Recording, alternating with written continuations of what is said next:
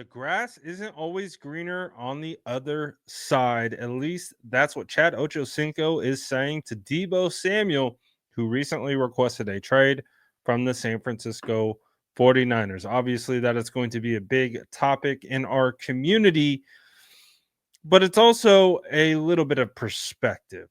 Like, does this make sense for Deebo? Does this make sense for the San Francisco 49ers? And how do other players perceive this, especially considering the fact that Deebo is such a unique player? Take a listen to both Shannon Sharp and Chad Ochocinco kind of go back and forth about this whole situation and maybe how it might not be the best situation for Deebo. Take a listen to what they have to say right here. It was hard conversation to have with Kyle because of the relationship that we have, but I have to do what's best. I'm more than thankful for the Niners giving me the opportunity of a lifetime, but now I think it's best that we find another team. You like that, Ocho? Hey, yeah, I mean, it's cool. I understand it. But I think about Deebo's skill set.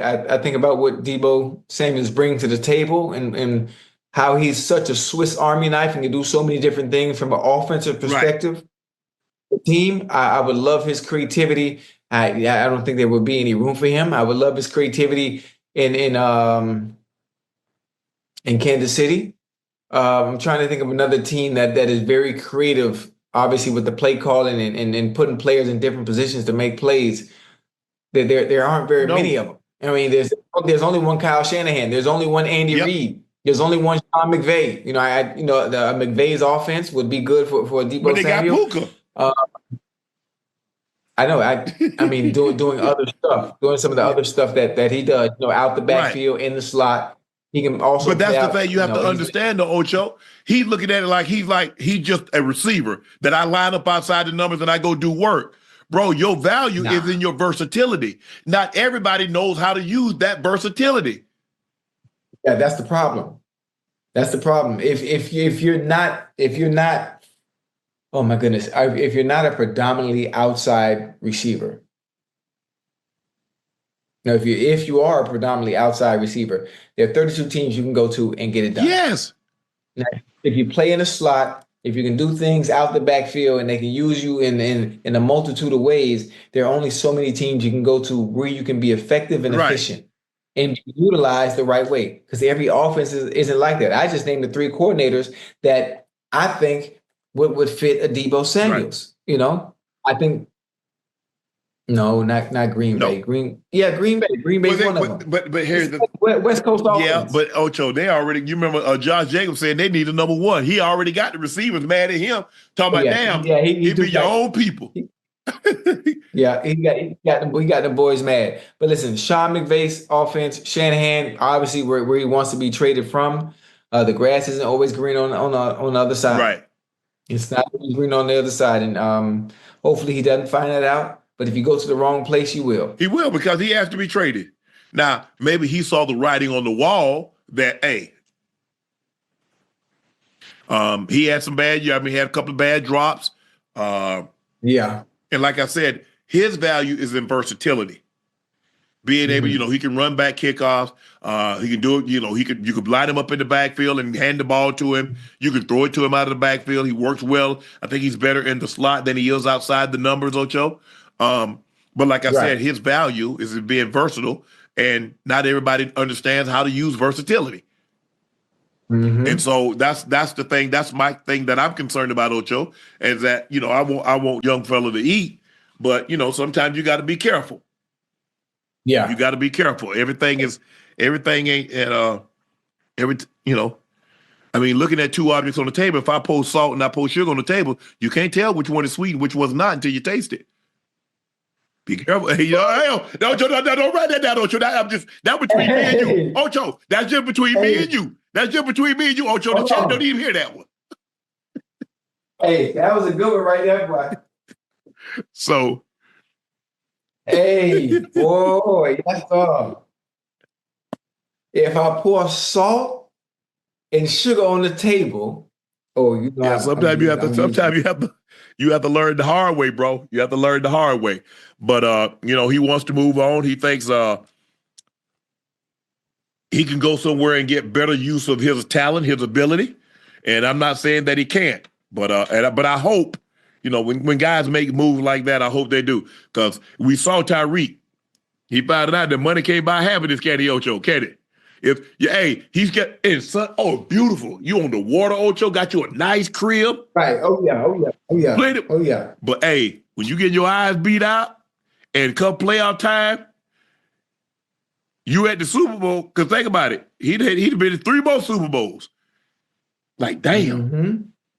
And then you see the way you did things there compared Right. to where you do things. Now you understand why they went to the Super Bowl and why you don't.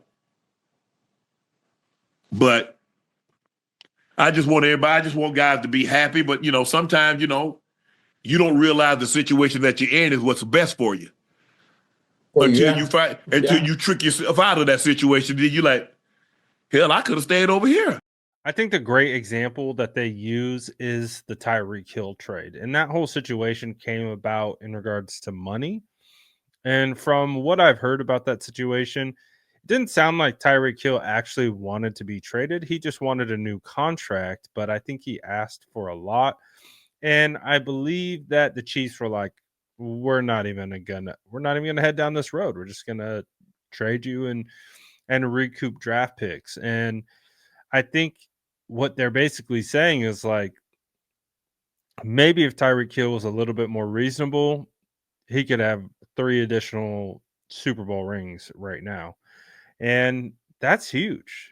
That is really, really big in regards to legacy. If Tyreek Hill had that many Super Bowls, they would be talking about him as one of the best all time to ever play. But because he went to Miami, got that check, he's clearly not happy there. He doesn't see himself winning there. Basically saying the grass isn't greener or always greener on the other side. So, they're basically saying Debo's such a unique player and how he plays. He's not a traditional wide receiver. His route running, in my opinion, has kind of dropped off dramatically. And he's kind of a just get the ball in his hand kind of a guy and let him run and just run through people, run around people. So, it takes a very specific system, I think, to utilize Debo Samuel. Um, and obviously with Kyle Shanahan and the 49ers, he would try to do whatever he can to get Debo the ball. To the point where you go back to that Rams game and it was like Kyle was basically force feeding Debo Samuel the ball, and Debo just wasn't able to do much with it. And the 49ers ultimately lose that game and lose any chance at the playoffs as a result.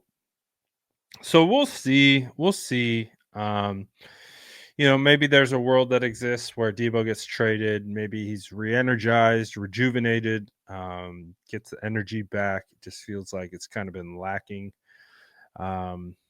especially over the last year. When it did feel like we were headed into a big season for Debo, especially with the type of training camp he had. I thought he had a really solid training camp, but it unfortunately just didn't translate to the season. So we'll see what happens. But I'm curious to hear what you have to think about this and what Chad Ochocinco had to say. Let me know in the comments below. And as always, make sure to like and subscribe for more updates.